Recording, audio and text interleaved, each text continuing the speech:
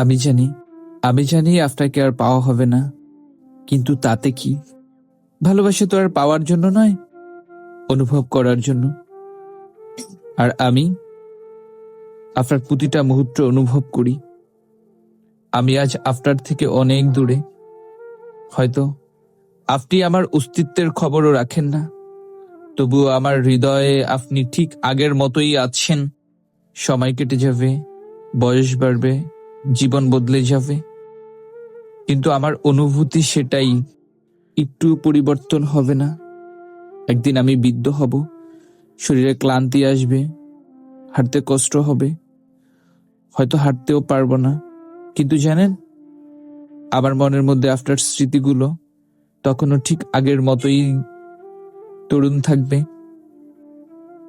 আপনার সেই হাসি, আপনার সেই কণ্ঠস্বর, আপনার চোখের গভীর মায়া কিছুই হারাবে না, বরং আরো গভীর হয়ে থাকবে।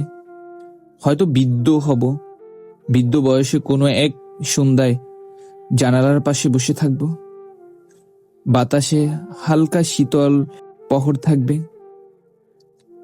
আর আমি হারিয়ে যাব সেই ফেলে আসা দিনগুলোর স্মৃতির মনে। মনে পড়বে আমাদের হারিয়ে যাওয়া কথাগুলোর কথা, অনুভূতিগুলো মনে পড়বে। আপনাকে পাওয়ার কি তীব্র ইচ্ছে ছিল আমার, সব সময়।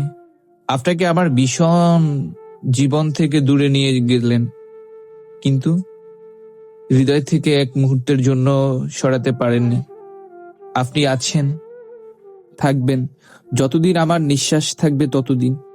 জীবনের শেষ দিনও যদি কেউ আমাকে জিজ্ঞাসা করে আপনি সত্যি কি কাউকে ভালোবাসতেন, আমি তখন নিঃসংকোচে বলবো, হ্যাঁ, আমি তাকে ভালোবাসি। আমি যাকে আবার করে পাইনি, আমি তাকে ভালোবাসি, ভালোবাসি, ভালোবাসি।